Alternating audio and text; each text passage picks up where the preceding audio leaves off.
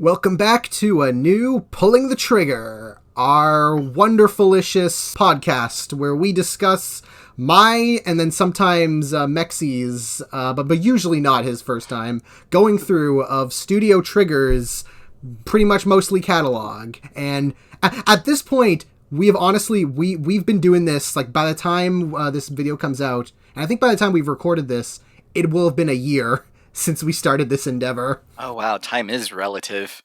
Ew. Yeah, because I think the first part came out March, I think the end of March, 2021, which what, I mean, 2021, I don't think we ever mentioned this in any of the videos, is that 2021 was Trigger's 10th anniversary, and like that was like a big thing that they were celebrating. It was like, that was why Donna Zenon came out, and they put out like a lot of different like little videos and like montage stuff being like, oh, it's the 10th anniversary, and it's just like, it was just a happenstance I decided to do that on the 10th anniversary. That was not like intentional at all. No, my dude, no. What that was good plot writing. We had it all set up. This is our mid-season reveal, so here's your first twist, ladies and gentlemen. You're on the Trigger ride. It never ends. It also just shows how slow I am with a lot of things, juggling the Trigger projects with other stuff I want to read and watch, because it's like, oh, yeah, it took a whole year to get to this part, but it's like, hey, now we're at maybe the juiciest of the juicy to talk. Well, maybe not like in terms of like, oh, juicy. You got like the Franks and all that, but it's like right here we have Trigger's technically first theatrical full-length movie, Promare. And for a special thing to talk about, we brought somebody else who technically kind of has more experience with this movie than us, Chris. Because he actually saw it when it came out. Hi. I figured I should finally check in and see what you boys are doing over here. So, hi, I'm here. Ladies and gentlemen. Oh God, it's on fire! Ladies and gentlemen, the owner of the channel, the gentleman who lets us upload our ramblings, actual human being who braved other human beings to watch this movie in a theater, Chris. Yeah. I had a good time doing that back then, but I guess we want to set up that I'm a complete newbie, right? I'm a complete newbie to Studio Trigger, so hi, I'm here. Woo! That's fine. That's all dandy. Like did you like the movie? Let's start with that. I'll do you one better. I'll go through my Studio Trigger experience real quick first, because it'll be really, really quick. There you go. Good, yeah. Let us know about that. I played 3 hours of Fire Emblem Fates, and apparently they did the live 2D illustrations, so I've seen their work there. I saw their Indivisible opening when I played that game for an hour, and I saw their Shantae and the Seven Sirens animation on Twitter when they posted that. Now, if we want to count Gurren Lagann as Studio Trigger, which I think some people do, I did watch that. But if we're talking strictly what's on their Wikipedia page here, it's basically just Promare. But Promare, like... No, I would say Gurren Lagann counts because, well, one, Trigger does own Gurren Lagann now, like the copyright moved over to them last year, and also, it is Imaishi, and the Gurren Lagann is very, even though I haven't seen it yet, everything I know and like heard of it and seen is like Promare is very inspired by Gurren Lagann, so I think that definitely counts as experience. Yeah, I would say so for sure. Like as soon as I saw the first trailer for Promare, I was like, that just looks like Gurren Lagann. I got to go see that in the theater, because what the fuck am I doing if I don't? And segueing back, I guess. Yeah, I had a really good time. It's definitely the kind of movie that I think is probably best in the theater, right? Like everything's just going crazy with the audio. It's like a huge screen, and the colors are just burning into your retinas, and it's just complete overload, overzealous nonsense, which seems to be what they do best. So, yeah, as a theater experience, it was fantastic. The only complaint I would literally have, just to throw a negative into this incredibly early and be that person, it's sometimes hard to follow the action on a really big screen like that. And I noticed rewatching it yesterday on my TV, it's still a little hard to follow sometimes. So that checked out. But other than that, fantastic. Would recommend if they ever do another run for some reason. Oh yeah, worth it. Yeah, I know they did. At least in the States, last year they had like a whole. I mean, G Kids, because G Kids is the one who released this, and they released all. They're basically the kings of anime movies now. Like they put out a bunch of, basically as incentive to get people to go back to the theaters. They put out a bunch of re-releases like Promare, Weathering with You, Lupin the Third, the First, a couple other ones, and it's like, oh, they put them in theaters, and I know like Jack and like all that, like they went to pretty much all of those, and like they had seen it before and they saw it again. They're like, yeah, this is so much fun to see it in the theater. And it was like, yeah, me and Mexi watched it for the first time together on our computer. So it's just like, oh, we just like I'd used like a copy from DVD I got from the library, and we just shared it over online. It was like it was just made me be like, yeah, man, I wish I did see it in like the big, like I then immediately went and bought the Blu-ray, the collector's edition Blu-ray, and then watched it on the big TV, and I'm like, yeah, this is better, but it's also like, damn, this would have looked boom. Oh yeah, in a theater. I missed that I didn't get to see it in a theater. And if, like, gentlemen, if we're ever in a position where we get possession of a theater size area and we can play Promare, we're playing fucking Promare, guys, right? Like, that's happening. But no, because after that was the first time I watched it with you, and then again because Promare was added to HBO Max. So what I did was I got a bunch of friends and my roommates all to watch like movie theater style. So like, we got like popcorn and snacks going, and we all watched it together, real loud as well too. So I tried to get like a nice facsimile of it, but no, it would have been so good to have been like in a theater. It's kind of like all the memes with the new Spider-Man movie. You can fill in the gap of which one. It's going to be relevant which one, but that type of reaction. You could have gotten like that, but for like gay anime firemen, fuck yeah. Like, hell yeah, that would have been amazing.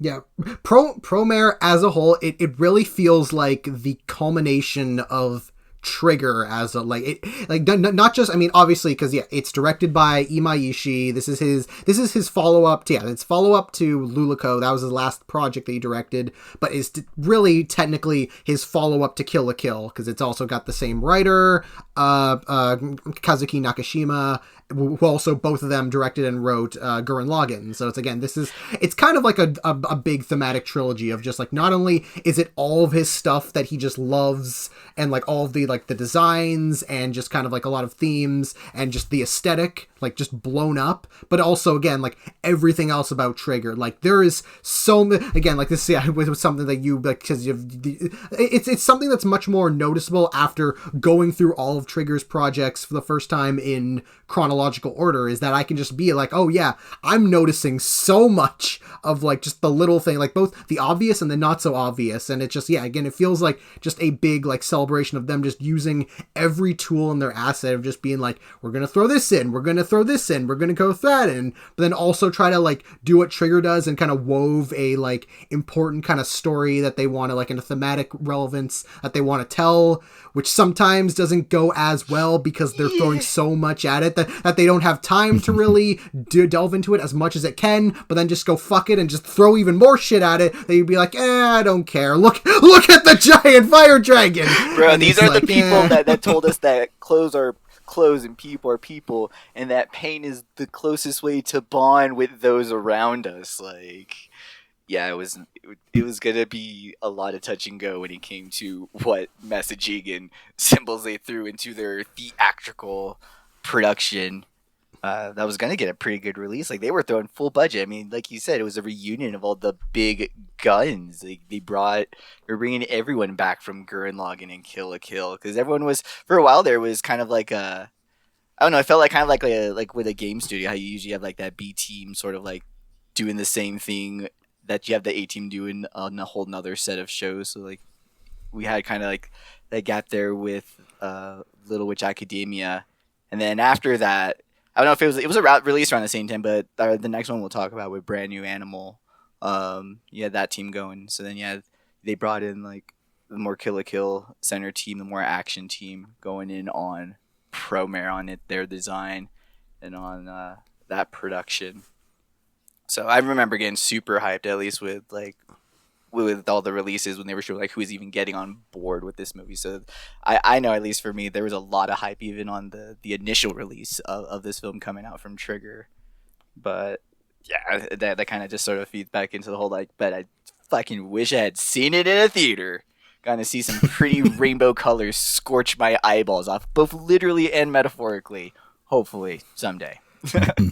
At least in some way, it kind of lets us do like I guess without the theater experience, it lets us delve into the, okay, so what is this like, taking away the theater experience is like, true, because and we know, and obviously we know that even without the theater, the visuals still like stack, like there's a reason this movie is gift to hell, because it's like, it doesn't matter, you can look at the like all the screen, like the moments and shots like us on a phone, and it still looks gorgeous just because it has like impeccable art direction. Which I have several times. Oh god, it's not even in GIF form. Just like actually, like let me rewatch that again. Let me watch it again and again, and like and in a short span too. Just I did so. The film is really good, just because it's also a departure from Trigger's usual episodic structure. I mean, they've done the Little Witch movie before, but usually their movies were they're in like a pitch style. Like you were getting more like, here's our already established concept, and then here was, basically an extended episode of with Little Witch. It was super easy just because making an episode of that, you could put it anywhere within the school year that's not shown in the actual show. With Promare, you have a completely original idea. Quote, we'll get into that. But in terms of like Trigger's repertoire, this was a original idea, original concept, going into a theatrical length and budget there. So, I mean, that's also super exciting because with that team as well, a lot of it felt like they were like meeting up to that budget as well. Was since there was more money, there was a lot more going into the effects. There's a lot of CGI effects in this movie, both like in 2D and in the 3D sense.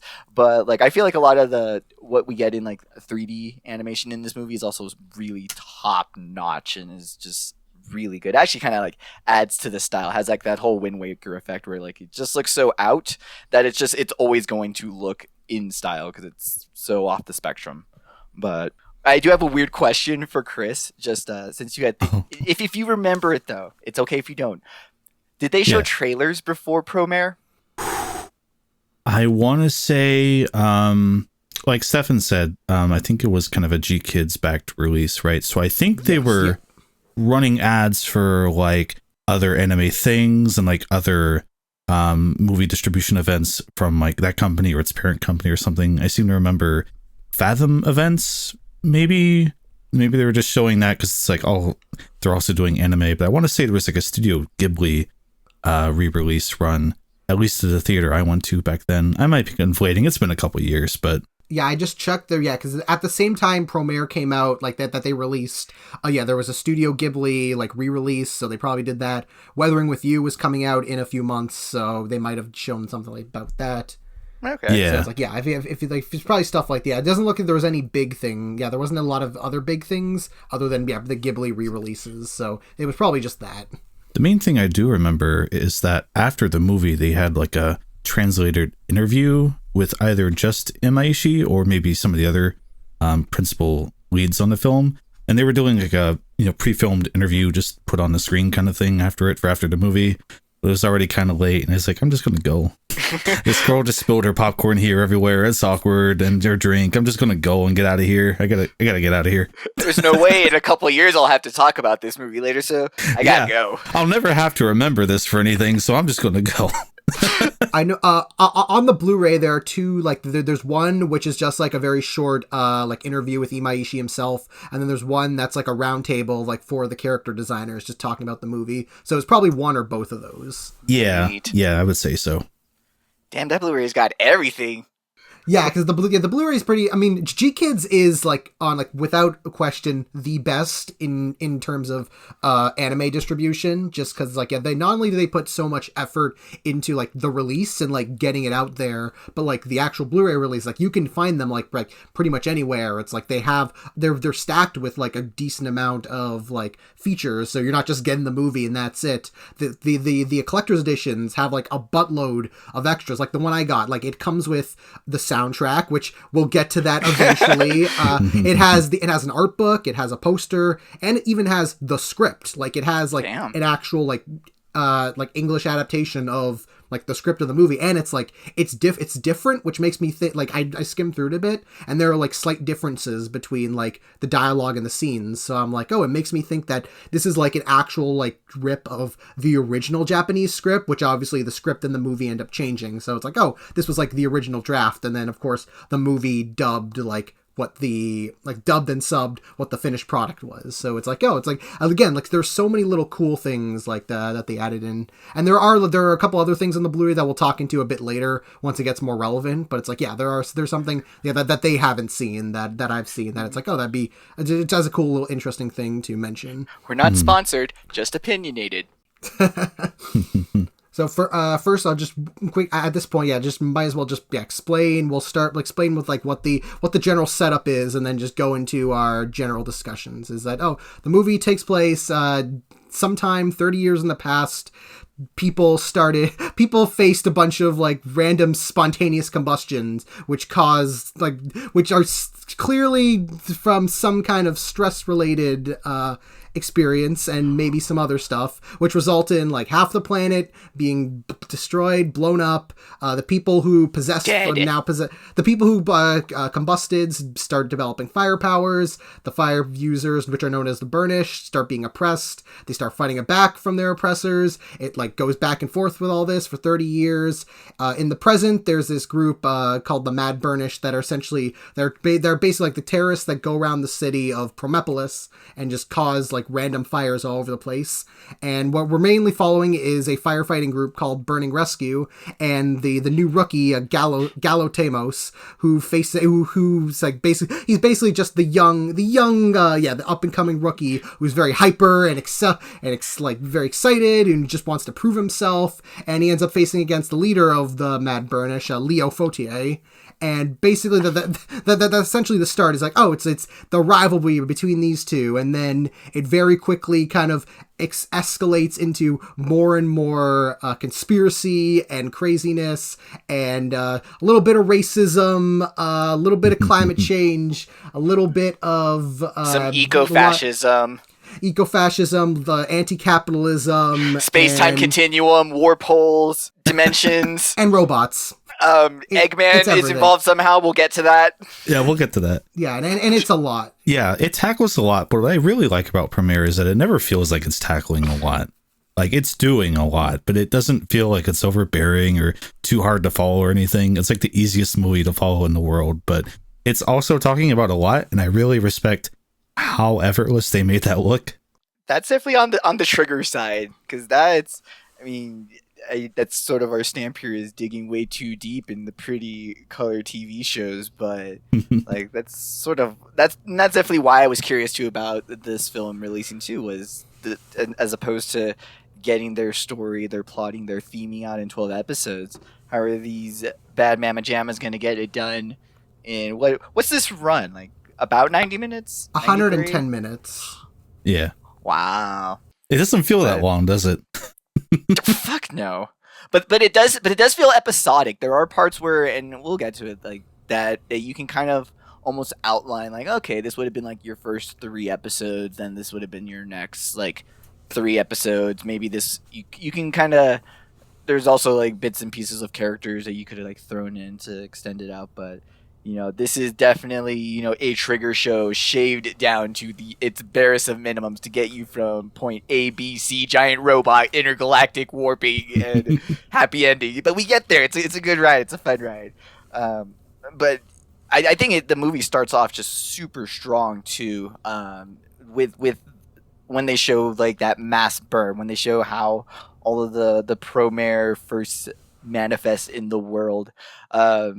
I kind of want to get to just sort of like when the movie was released, some concurrent events in the world. I know it's kind of like difficult with like talking about a movie, bringing in stuff not fully related to it. But on the topic of this movie being about fire, like when the movie came out, like 2 other things that happened was like Fire Force was released, so you had a whole other manga that was being adapted into a show about firefighters fighting fire, and well, when we get to more plot stuff, that's relevant. But then you also had the tragedy with Kyoto Animation, with their animation studio having a fire.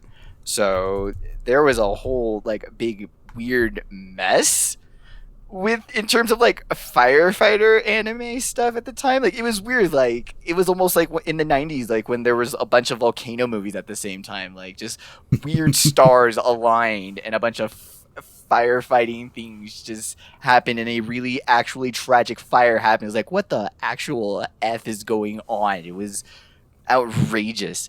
But the intro gives me heavy Fire Force vibes, just kind of in like demonstrating that, you know, this is an event that is related to fire that was correlated with human stress, with the everyday bump and grind of reality. But it's also in that opening that we get introduced to like something that Stefan pointed out to me when we were watching the movie is, as well as like just the really strong theming and the really strong coloring, there's a really strong shape association. The shapes!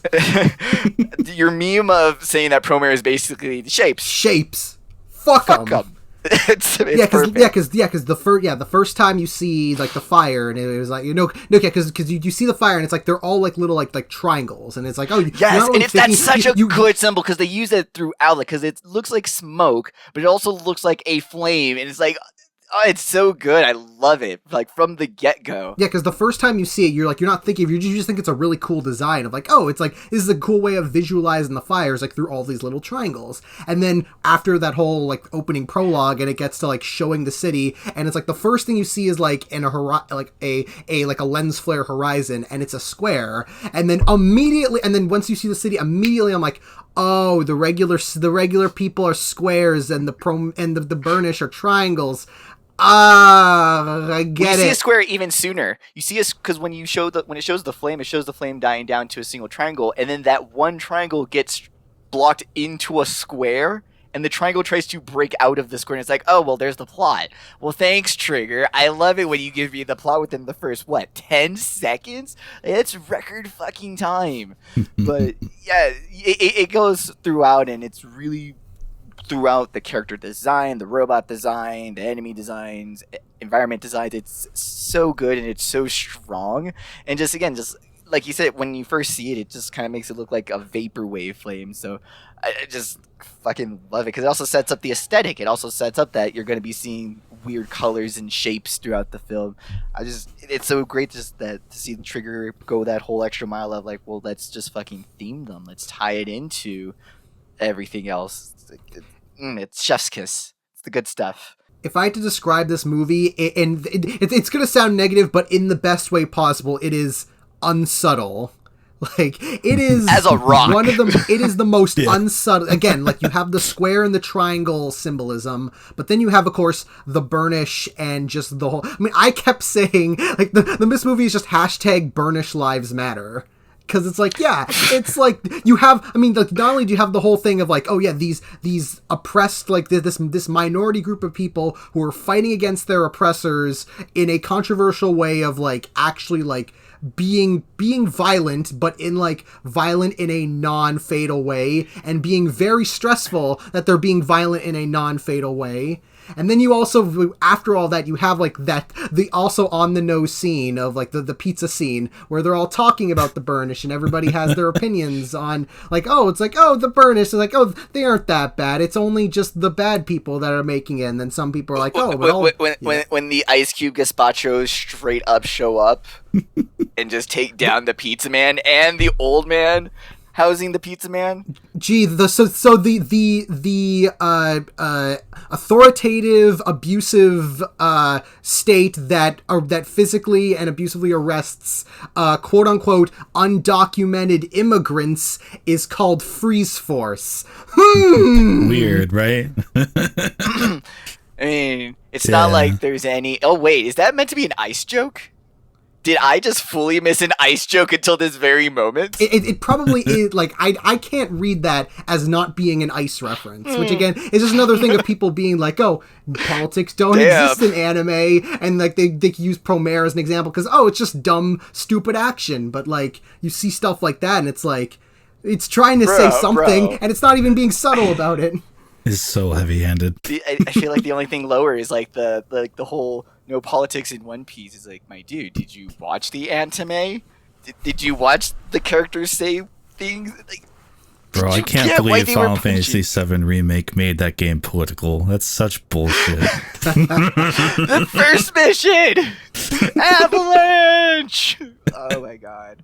Oh. And that is also not mentioning that the film's the actual villain of the movie is totally not Jeff Bezos / Elon Musk / He's Elon Musk / All Might with all the powers of the mayor of Townsville. Like, it's not a good combo. Yeah. Oh. That is what. Yeah. So one thing to quickly jump in, because we've kind of had like the character arc, like my character arc of being like Trigger has a problem with villains because they always have this. They have a very complicated history of being like, because they create. I mean, like we've talked about, they have their what I've dubbed the ambiguous rival, where it's a character that's introduced to be this rival, this antagonistic rival character that comes in. They're usually like the villain for like a good portion of the beginning of the story. They're very like back and forth between the main and between the main character. But then by the end of it turns out that they're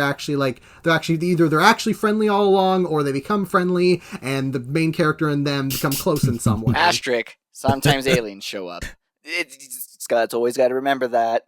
Asterisk, aliens show up. I was just going to say, I've only seen Gurren Lagann, and that sounds exactly like a character I can think of from that show. So yeah, you're probably right.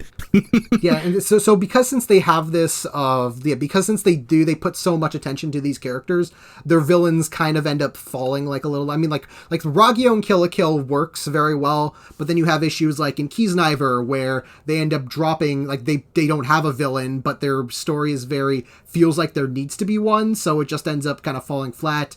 Little Witch Academia has their villain, but then kind of falls flat with that because they didn't want to go all the way. Franks, as we all know, fucks the bed, and Gridman kind of... It makes a baby!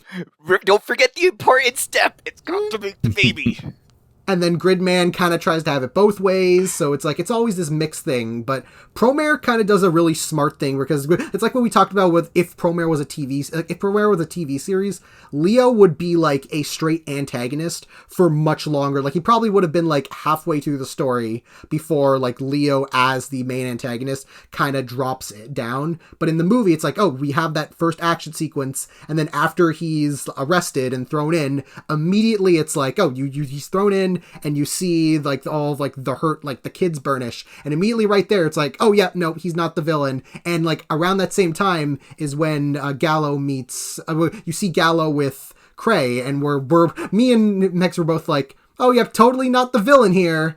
and good thing for the movies that like I want to say maybe 40 minutes in, it's like, he reveals himself to be the actual villain and gets to be like a crazy, like ham, like fun, like villain with like motivation that works very well. It's like he's good as like the villain that he's like, again, like in a very Ragyo way of a villain you love to hate. And it's like, and the film spends enough time on him that it lets him revel in being like that kind of villain that works so well in the story without kind of diminishing it at all. Mm-hmm. Yeah.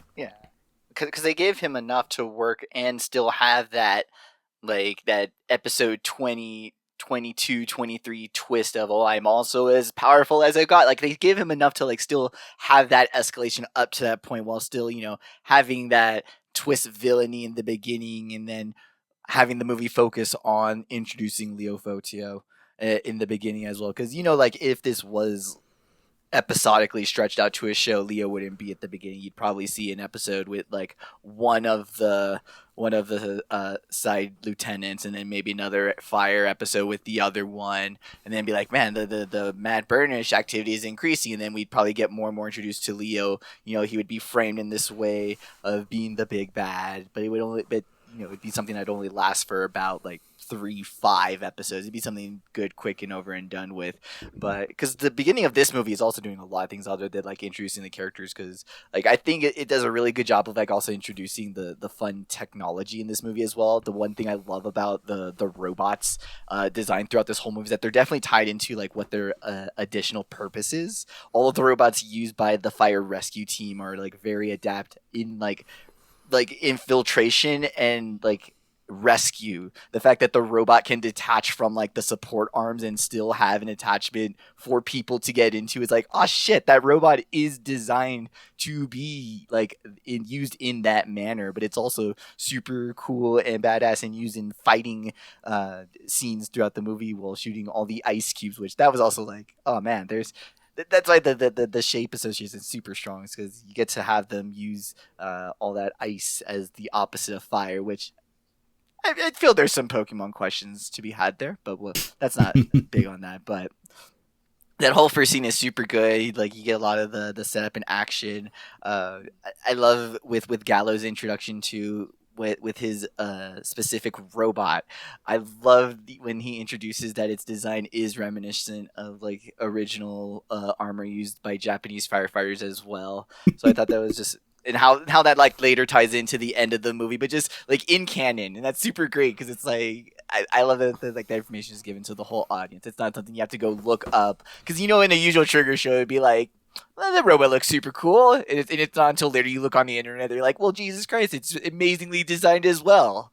But yeah, I love them, like the Matoi stuff was also like a funny like thing about like with connection with Fire Force, because Fire Force has a whole section about like about the ancient like the old fashioned firefighters that used the Matoi. So it's like when I saw that, I was like, oh, I remember that from Fire Force. And then there was also kind of like the joking thing of like, I can't hear Matoi without thinking Ryuko. So Ryuko, like, okay. I doubt that was just me. I doubt that was an odd, like that wasn't like the clear reference, but it was like, it's hard to hear Matoi in a Trigger project without wanting this to be, oh, Ryuko. And I know it's a word that means a lot of things, because like in Kill la Kill it's supposed to be a tangle, so I assumed it was probably just like, I don't know, if tangle wasn't another thing that they were getting at, it was probably just another weird translation on that word. But you also get that type of introduction, but we also get our music introductions. Like when the city happens, you get Inferno to kind of set itself up as what I would argue is like, if this was a show, this would have been the intro. And then you also get, when Mad Burnish show up, you get Leo's theme as well. You get the first of many appearances of his theme, because it's just so darn freaking catchy. It's a goddamn literal bop and a banger. Like, it's all of the above. Yeah, I feel like since you mentioned it, we should probably just, before we go into everything else, we just go up. Hiroyuki Sawano. How? The Sawano drop meters are going to be off the charts for this. How do you? It doesn't beat Kill la Kill, because Kill la Kill is just too much of a perfect like metric to really surpass. But Promare's soundtrack honestly reaches a point that it almost is better than the movie. It's like there are so like the song like Inferno, Kakusei, which is by Superfly.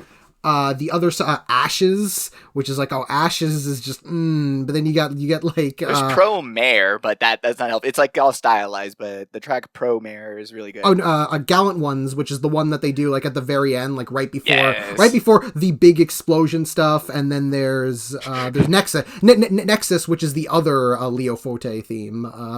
Yeah, because he kind of gets two themes, but it's like, yeah, those songs, and then all the score, and it's like the score gives me so much Tron Legacy vibe, like Daft Punk Tron Legacy vibes, of just that very like smashing techno, which is like mixed with like a hard rock, and it's just it's one I've been listening to that soundtrack on repeat ever since watching the movie, because it sticks with you so much in both like a hard like fuck yes, I'm gonna like I'm gonna work out and run to this, but also be like, oh man, it's just a fun bop to like sing to just sing to. Like we were singing Inferno literally right before recording this, so it's like, yeah, it's so good. But I also kind of really liked in that first fight scene too, just with it being super style, the music. Like you said, the Tron Legacy, that whole like techno-y vibe, it kind of gives that whole 80s vaporwave, like that whole like Miami techno energy, and that also kind of like with some of the character movement too, sort of made the movie appear also really similar to into Spider-Verse. So I was getting like that sort of Spider-Verse vibe in that whole intro scene as well, because some of the characters get like different frame rate movements, and I know that was a trick they did in that movie as well too. But yeah, no, that was the same. Like that was another like thing that could, yeah, because just again with Fire Force, which the anime came out a few months after this movie, but the manga was out like already for like I think a year or two. So it's like, oh, we don't know how much they referenced, like how much was like copied and like stuff, or if it's just coincidence. And then Spider-Verse came out a few months before this, so again, it feels like a thing of like, oh, like maybe it was a thing of like, oh, they saw kind of like some tricks that they were doing like in like production teams like maybe like shared some stuff because it feels like, oh, we like kind of stuff. Maybe we'll like take influence in some way. But it's like, so it's maybe it was borrowing, or yeah, maybe it was just like, oh, influence, or it's just a coincidence. But it's like, yeah, that Spider-Verse connection is something I was thinking of too. And it doesn't even like hold on to like those bright purples. Like there's a whole lot of cool, fun contrasts. Like when Gallo and Aina, yeah, when they go head out to the mountains, it looks. I always argue that they're probably out in the middle of like Utah or Colorado or somewhere out there, but like it looks like the side of an edible box. But when they're hanging out at the lake and like and Leo breaks out of Azkaban, like it's a whole different like color spectrum out there. I fucking love just how the movie goes with that. How it doesn't just hold on like that 9, because that you can see how that could get nauseating. But the movie ebbs and flows. It moves. It goes through different stuff. The flow, like that scene in particular has very like warm colors, which is like, yeah, again, cause I think like it's like, yeah, because you have that scene and then immediately follow like the scene in the cave. It's like, yeah, they all have like really cool and warm colors to it, which, yeah, again can contrast the city, like most of the city like in day is like very bright and like very showing, everything's super clear and like sparkly and nice, and then like, yeah, and the Burnish, it's all chaotic and purple and blues and reds, and it's just like just as an explosion of colors. So you get like it's not always like, oh, it's not always just the explosion of the colors. It's like you get like that mix of like, oh, everything kind of has like a purpose behind its lighting. Mm-hmm. Yeah. Mm-hmm. The cave scene I always thought was kind of weird too. Like with despite how concise and tight the animation is, which that's like had to have been where like the focus was in development. There's just like some questionable things about just kind of how, just with the Burnish in general, just their whole concept, because you had the whole mass burn 30 years ago where half the planet of the people died, and so you get to this point where Gallo is questioning that they even eat food, and it's like, what is happening here? Like, I thought it was just that for danger reasons, but they try to do this whole that they don't understand them on like a physiological level, like they just don't even think that they eat food at all. It's like, my dude, like, did Noah take 2 seconds to ask the burning people, "Are you hungry? Like, do you need a slim? Is that why you're burning? It's because you're hungry, my dude? Like, feed them. That maybe would have saved half the planet from burning if you asked them if they had been hungry." Yeah, I was just gonna say, I think you're absolutely correct. I think that's definitely valid. You could probably explain it away in like looking at the modern parallels with our current humanities version of racism, right? Where like all of that really wasn't that long ago, but it's taught and shared in such a way where that feels like a long time ago, at least here in the States, right? Like you don't see colored photos of Martin Luther King Jr. And I know I'm getting really into like actual deep stuff accidentally. Go, you can look keep at going. Go. You can look at the way that stuff's taught and like the basic lack of human empathy, and like you could really explain that away if you needed to. I mean, Gallo is like what, 20, 22? Like, was he around back then? Anime 18? Yeah, like he may not have even been I would born. presume he's an adult. Yeah.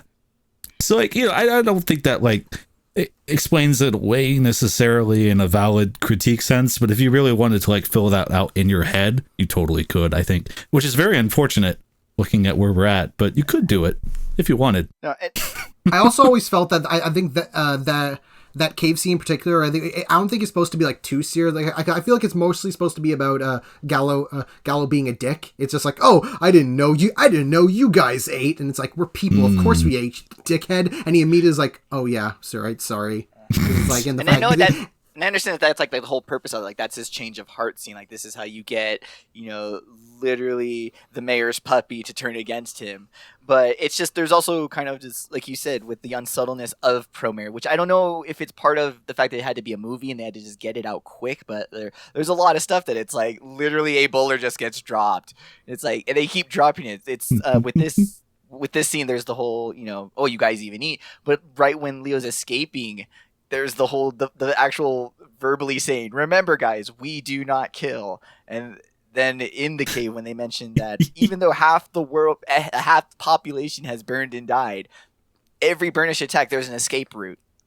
And, like, I was super confused because I wasn't sure if that was, like, is that just for, like, your little crew? Is that the Burnish species? What is happening here? And I don't know. It's kind of like what you said, where there's a lot of things happening at once, and it's also kind of the issue that's with looking at these types of works at oppressed people.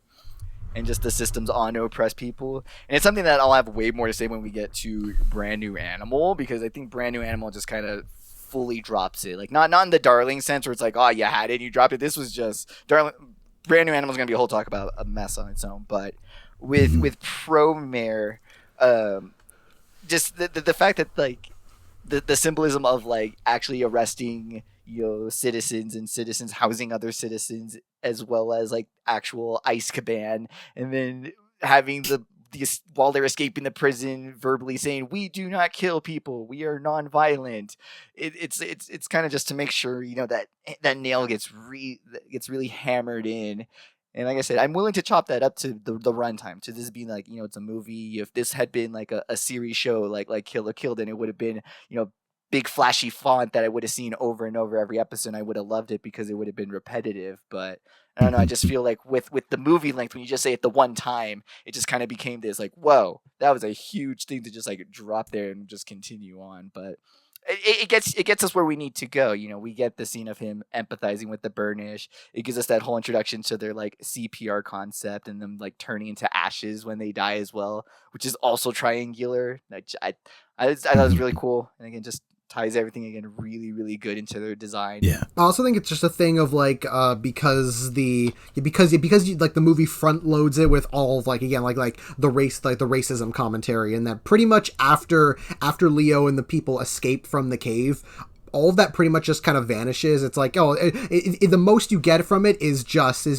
them being used, just them being essentially used as weapons. But it's like in terms of the culturalness of like, what does it mean like in like them in a society, like in the societal sense, it's like all of that pretty much just kind of gets dropped, and it's just like because the movie's just speeding along and just going to the next plot point, so it just ends up being this kind of thing in the background of like, these people are being treated badly, rather than there's this systemic thing that has to be dealt with, because then it also throws in the whole thing with climate change of like, the Earth's core is fucked up, and it's like, we're about to die, what are we gonna do? And it's like, we're gonna build a ship and fly to another planet out of here. And it's like, it gets very on the nose of the rich people going to protect themselves rather than doing what they can. I mean, the movie literally several times has Craig constantly pull out a thing to fight everybody, and they're like, wait a minute. It is literally the meme of, wait, why didn't you save the Earth's core? I don't want to save the Earth's core, I want to inhabit another planet. Yeah, we're not joking with our space obsessed billionaire comparisons there. And it is kind of just before we go on to that, just give that, but it feels kind of, I don't know, it feels like the racism topic is used as a like segue into the climate issue. It almost feels like, even though there's infighting of racism, that needs to be solved in order to solve this. So there's some things to be said, pro and cons about that. I feel like that kind of ties in, like you said, just sort of like it's focused a lot in the beginning, and then it's shifted away once we get to the end. And I feel like, I don't know, maybe it could have been more effective if that had been something that was just carried throughout the movie, as opposed to being something that was, was very clearly used more on like as a step or as a direction to get to the more just the fact that the ending is more just resolution on the climate type issue that the movie turns into once Mayer in his glass elevator reveals the Earth's core and his super Prometheus engine that creates wormholes through pure suffering. If that's not the most trigger thing I've ever heard, it's like, well, damn, I'm gonna have to watch some more anime. Yeah. Like it's insane. He has a whole engine of just spiraling people, and we also get the color too, like with the pink at first on the engine. You just get how many people are housed up in. You're like, Mayor McCheese, you can't just house all the burnish down here. This isn't the answer. I also love how it's like, oh, all of their triangles end up going up, and then all the triangles form a rectangle, and it's like, oh, it's like the next, like, the step of the symbolism of forcing the triangles to be straight, or straighter, I should say.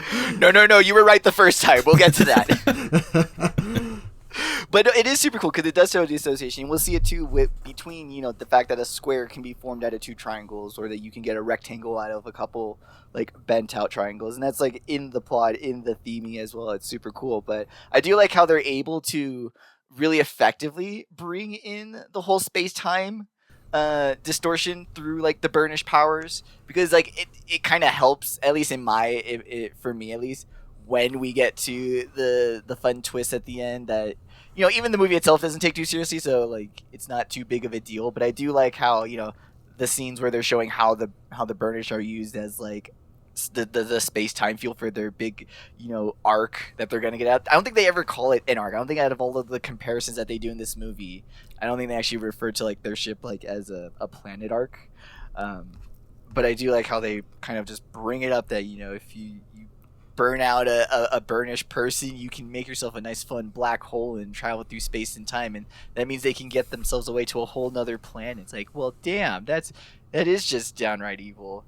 Like you said, like, yeah, they don't call it the arc specifically, but yeah, there is the clear Prometheus reference, so they do have at least that. Yeah, well, that's where everything starts and stops, because a lot of the names are just either are fully Latin or on Latin roots. So that was kind of, they started with that Prometheus myth and just built the movie around that. Yeah, I think before we jump into, because I feel like before it's like into like the next part of the plot, probably go into, because they didn't really talk about like the characters themselves. Because basically just I want to use this as an opportunity to gush how much I absolutely love Gallo Tamos, who is not only he's not only one of my favorite like Trigger characters, like he's probably in my top 3 right now beside Mako and Anti, but because of that, he is my favorite Trigger protagonist. And it's like, it's hard for me to describe exactly, because it's like, obviously, he's not like a super deep character. He doesn't go through, I mean, I'd say that, but it's like, I mean, Trigger protagonists have 2 genders. It's either you're a hyperactive, borderline annoying woman, or you're a doll as fuck amnesiac dude. There are only 2.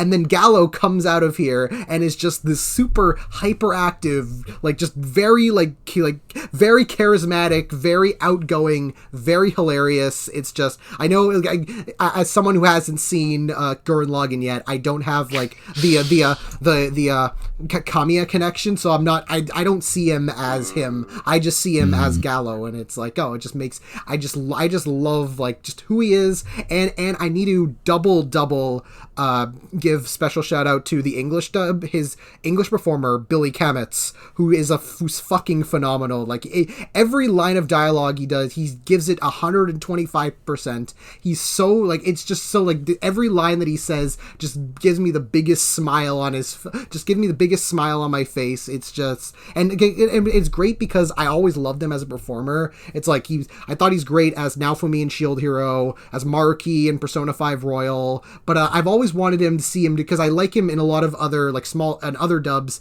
He plays a lot like more like hyper kind of dopey characters, and I think he does that really good. So I was like, I want to see him like a role that he can shine, and I think this is his role that really like lets him go like all out and just truly like show how good he is as a performer. And it's like, yeah, that is just like I just love, like, again, like I loved it like when I first watched it, but when again I rewatched it a couple days ago, just like, and like rewatching a couple scenes, every time he shows up I just have the biggest smile, and I'm like, yeah, I love this guy. It's like, I don't need him to have like a super deep like character. It's like, he could just be like, yeah, like everybody says, just a dumb idiot, but he is the best dumb idiot in the universe.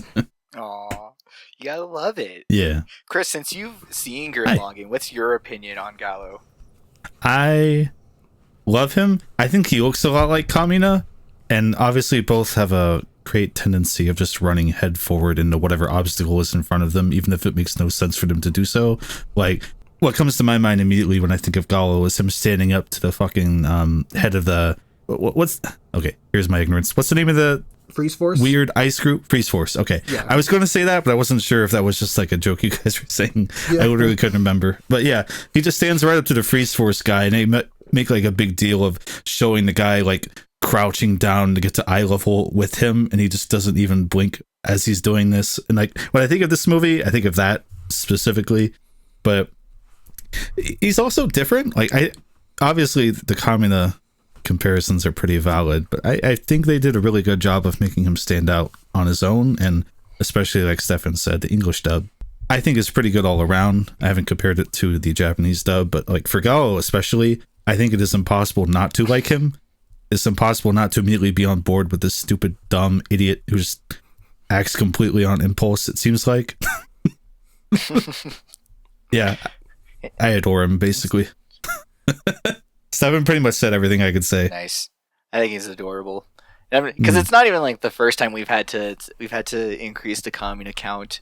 Like they've used this design for the himbo for Kiznaiver. Like I feel it's more, you know, what triggers backlog. It's archetypes. You get archetypes in terms of like Stefan said, in terms of like the protagonist there, but then also like the supporting cast. Like chances are in the future, if we do get in more himbo guys, we'll see another Kamina. They might even look a little more like Galma. I chop him up to another Kamina too, but we'll get to that. Yeah, and Cray Foresight's design is like, it is almost exactly just Gamagori. It's like he's got the same build, he's got almost the same face. Same hair, yeah, just about. They just turned it around, added a little of a Metro Man's aesthetic there, and got it good. He does, yeah. He is a Metro Man. He's like, yeah. He's even the mayor. No, well, that was my backup theory. If like we couldn't figure anything else out, was that Promare and Megamind a little too similar, if I might say. And I was just gonna whip the conspiracy out from there, but that was just a backup plan. It is called Promepolis. Oh shit! Atrocity. And the fact that the Burning Rescue are pretty much just, again, another Elite Four. It's like we have the big guy, we have the guy in glasses, we have the girl. Which I think is cool. We don't have the sword guy. We get a good Elite Four, because for a while the Elite Four ranks were just all for the bad guys and for all the antagonists. So I think it's really cool that we got to have a good team Elite Four right there in the intro. Well, also Gridman had the Elite Four, but they weren't really characters. They were, again, just kind of like, we had the big guy, the glasses guy, the sword guy, and the tomboy. And it's like, there was their Elite Four, but they were just weapons to fight.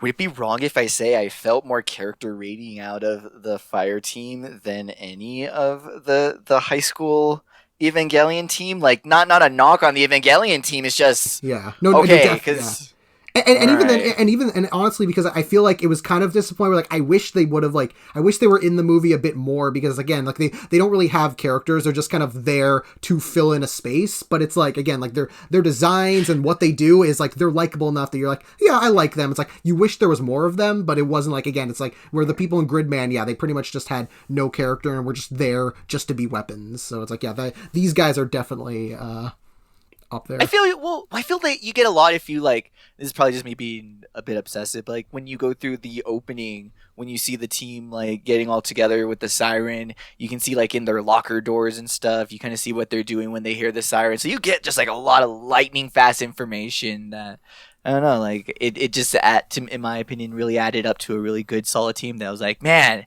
if you gave me a good like 12 episodes of this crew, I would not have been mad. I would have been on board. Shit would have been hype. But yeah, I definitely watch a movie with those guys. Right. Which was leading me to something I should probably reference a bit. On the Blu-ray, and I believe these were released before the movie came out, and they were included on the Blu-ray. There was 2 special 10-minute shorts that were created that are basically like prequels to the movie. It was like one shows Gallo's first time joining Burning Rescue, so you kind of get you don't get like a lot of ton of character development, but you do get a little bit more of seeing like, oh, here's Burning Rescue doing another like rescue operation, and just seeing them like kind of do that. So it's like you have like they get, I wouldn't say characterized, it's just more, you just get more of them. And then the second episode shows where like how Leo joined Mad Burnish, because like, oh, it reveals it's pretty much the most that you get of Leo's too, because Leo has like his two sidekick guys. They're just kind of like, they don't really have a character. They're just kind of there just to be like mooks, like to have to fight alongside Leo. But it's like in that short, they actually do get a decent amount of character, because it's like, oh, you reveal that that Mad Burnish really was just an anarchist like terrorist group like at the beginning, where these guys basically run it, just causing shit around the city while also helping like protect people who are Burnish and taking them to like a special safe house to protect them. And then it leads into like them all getting almost screwed up, Leo showing up to save them, and basically like instilling in them the whole, oh, we shouldn't kill people, we should stand for something better. And that's what leads them to decide that for them to become his leader, to become their leader. And it's like, it's not something that's like, oh, you need this in order to appreciate the movie, but it's something where if you like the movie, I feel like you should watch it, because it adds a lot of extra like dimension and like, oh, additional like stuff to the story. Damn, see, I feel like that's like the one downside to, or one of the downsides to the theatrical release as well too, is that you get a lot of that character information that just you can't fit into the runtime, so you kind of got to set it aside to a side animation. It's like, it's just kind of unfortunate that you miss, especially like with those characters with Leo's captains with Mad Burnish, because you get a lot of good stuff when like they're captured, when they break out, when they're in the camp, when the settlement gets like raided and Leo gets launched into a volcano by a giant ice gun. Like some of the Burnish powers are maddening, but it is some of the coolest stuff just because it's great. It's Trigger going absolutely nuts, and I adore it. I love it. Like the whole I'm gonna chop it up as a transformation scene where Leo goes full dragon form, and like he erupts out of a volcano only to erupt out of another volcano. It's like, what it was great. It was like the beginning of Paprika or something. Just the whole scene was fantastic. And then with his theme playing and bopping, and it's such a I thought that was when I was fully on board, because like I said, so some of the like plot stuff was a little eye rolly for me even on like a first watch, but once they dialed it up to, I'm gonna say, a good lukewarm 7, it was like, well, damn, Trigger, I'm on board for this movie shit. Yeah, and for me, like my feel like for it, because it's funny, because again, you look on like there's pretty much it's kind of the whole thing of like, oh, some people are like very on the side of Gallo and very on the side of Leo, and I'm like I'm very much on the Gallo side. While for Leo, I'm like, yeah, I think Leo's cool, but it's just like as a whole, I'm just like, oh, he's all right. It's like he's just the very he's just the very brooding twink. That you got. We'll get on to what team I'm on when we get later on in the film. But no, I just because you had gushed a bit about Leo there, or gushed about Gallo. John Young Bosch's performance for Leo is phenomenal. I think it's really great, just because it's also not like the typical like Johnny voice. Like you almost don't, you can't even tell at first. But also, the character itself is pretty cool design. I think it's weird that he gives me 2B vibes, but I don't know. I think they just wanted to make him look young and youthful. You mean 9S? Actually, 2A. You're right. Yeah. Gosh, Stefan. Fake Automata fan. Yeah, you haven't played Nier Automata? Come on, man. Tomato. Man, can I derail this for a second? This has been bothering me ever since I saw this in theaters. I want to ask you guys. We mentioned Leo's henchmen. Have MBM? I think you have. Have either of you seen End of Evangelion? Nope, not yet. Yes. Okay. I'm just going to post these in our little chat. Stefan, you can feel free to put these in or just cut this little derail entirely. ever since I saw those two guys in their armor, it has bothered me that they look like the mass-produced Evas from End of Evangelion. Oh my god! With horrifically the violent. and the lip. No, that has to be. It has to be, right? That's what I thought. Yeah. And I going into this movie, immediately I'm like reliving the fucking trauma of watching End of Evangelion. And I'm like, oh no. Why do they have the smile? I don't want to see that smile again. I could tell that they weren't going fully for like, oh yeah, they're inspired by the angels. I think that's just part of their like, how do they make a monster suit look badass? But yeah, no, once they threw in the burnished triangle in the mouth, then yeah, ta-da, you done made yourself a grinning, smiling angel. Damn.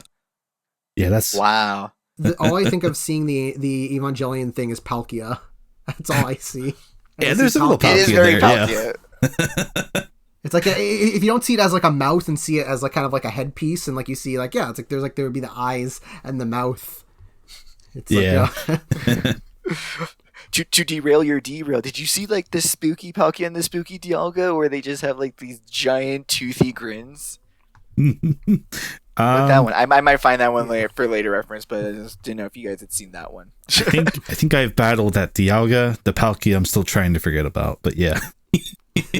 Nice. If we're talking the same ones, but yes. Yeah, just to circle back a quick, because we mentioned, Kemetz and Bosch are like great in this, and it's like the entire like this is like an A+, like they threw in an A+ like English cast, because you got Crispin Freeman as Cray, and he's great, like he's hamming it up. I would probably put it as that's probably my favorite performance, like as much as like all of the Protag voices go, I actually think Crispin as Cray is probably the star performance of the show. Like he goes full ham, and none of it like misses the mark. None of it goes quirky. It is full ham, full intimidation, full villain, and it's great. I love it. Yeah, and then you get like all like little things. Like you got Alison Rosenfield, who's like most known for playing like Nurse Joy in modern Pokemon. She brings a lot of like Aina is like she's very much just the girl character, but it's like just like the way she throws in like the spunk of it. It's like she makes her very likable.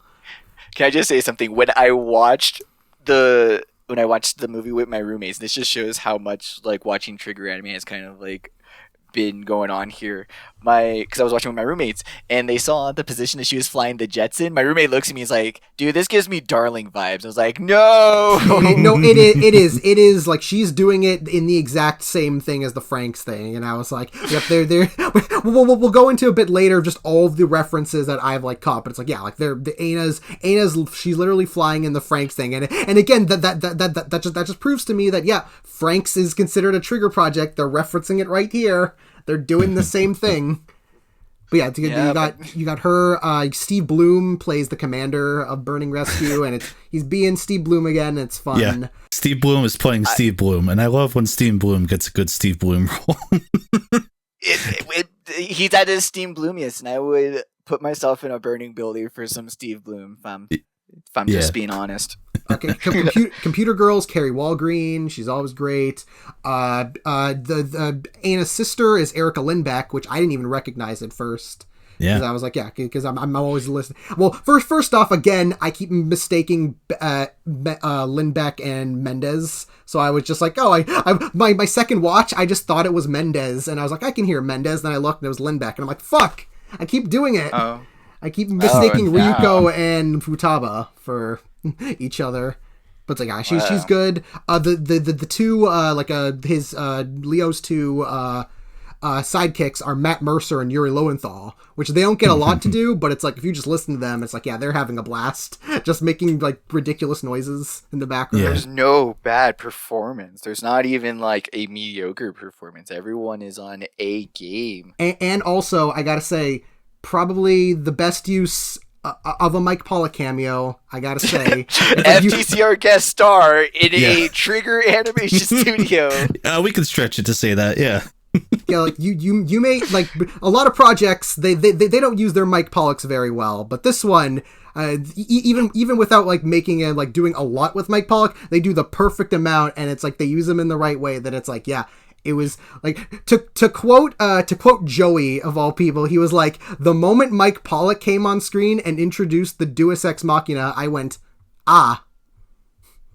because it's like, yeah, it's like the moment, like literally because first you have like, again, the that we talked about, the awesome, like beautiful scene of Leo and the giant crying fire dragon just burning and exploding everything, and Gallo coming to save him, quote unquote save him, and then this leads directly into like the next scene where out of nowhere the movie just kind of drops the pin of like, yeah, now we're going to give you this giant exposition that explains that the Burnish are actually alien, they're actually possessed by fire aliens from another dimension, and it's like, we're going to go into this long thing about here's a dead scientist that uploaded his consciousness into like a computer, and he created a giant robot to fight them, and this whole time the main character is just completely like not listening to it and keeps falling asleep, and it's like, yeah, this is no fucks. This is what this movie, it's like any like any like important thematic relevance that the movie is going for, they just kind of threw out the window and be like,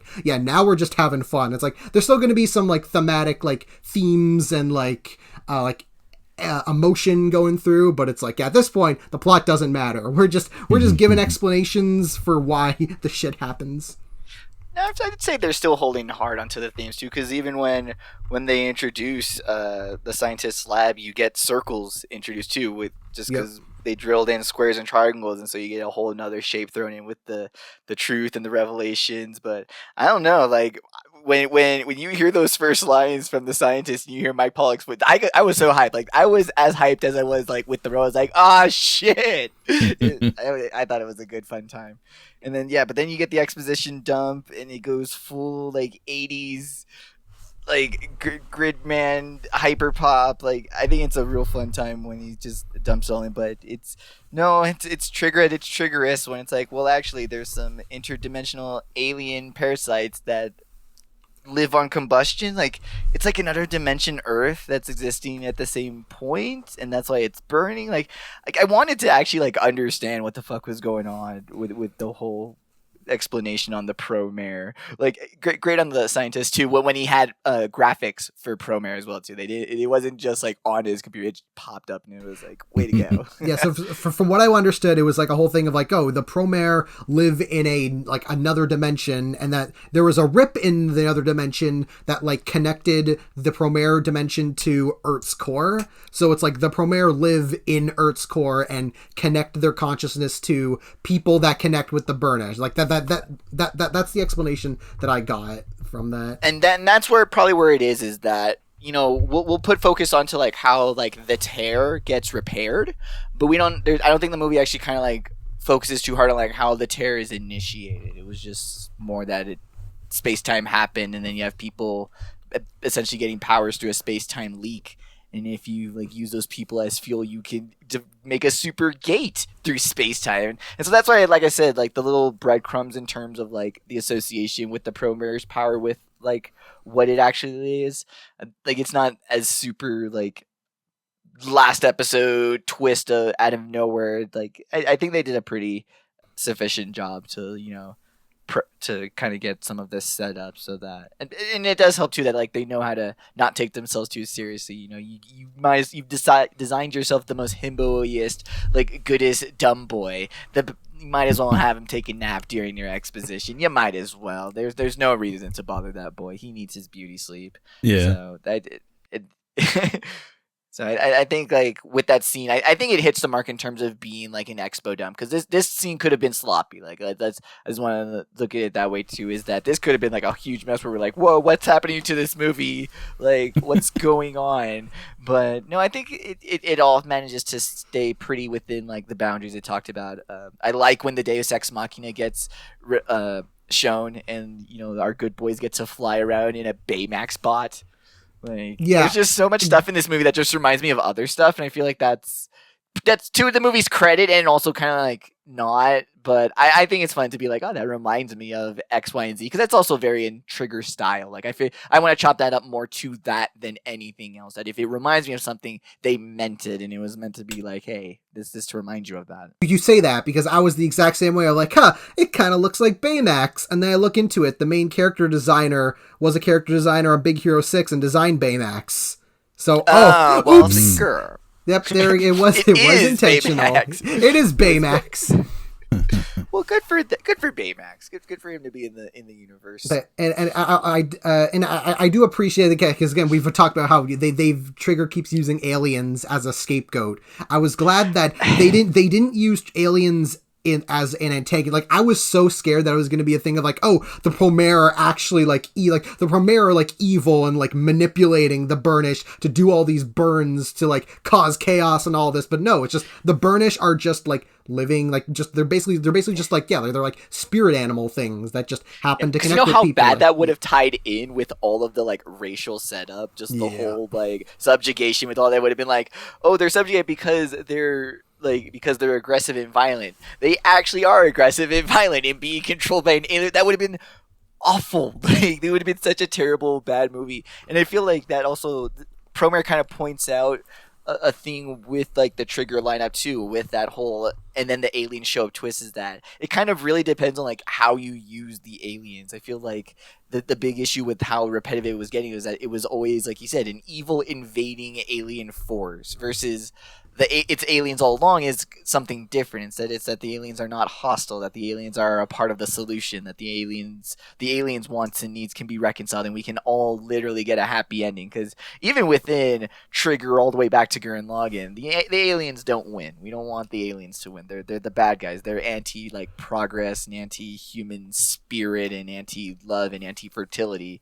But in this case, it's kind of cool that these are energy or beings of energy, and so they're part of what humanity needs to kind of like find the solution to this movie. So I think that goes to Promare's credit and helps it to still fit in with like Trigger's tropes, but without being like, here's literally every Trigger anime but in a movie all over again, because that also would have been pretty boring. It definitely helps Promare have its identity as a nice, fun, good movie.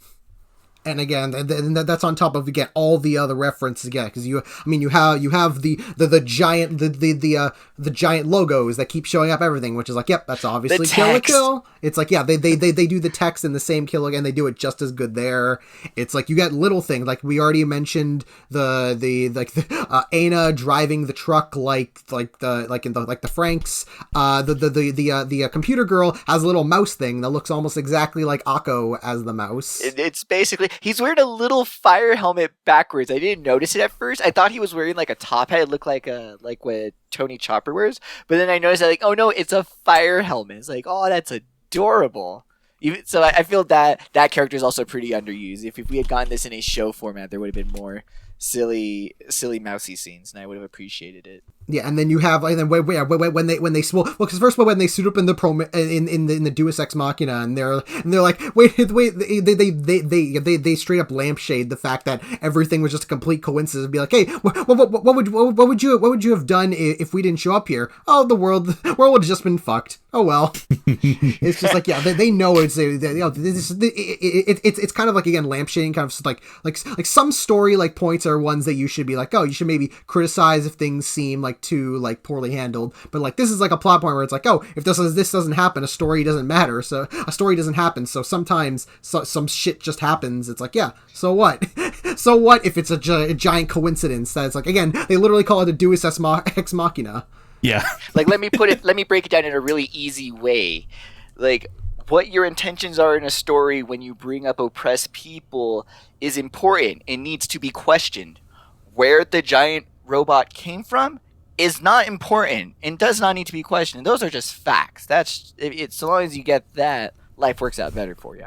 And even then, I technically, at the very least, both Deus Prometh and the lake, like, I think that like the actual robot itself wasn't set up, but like the presence of Prometh and the lake and like Kray's faulty designs, like those were all set up before, so it's technically not like, it's not a fully like cheap Deus Ex Machina, but it's like, yeah, it's still like it's enough where it's like, oh, it works in a fun way of like just to being like, yeah, no, we're having fun.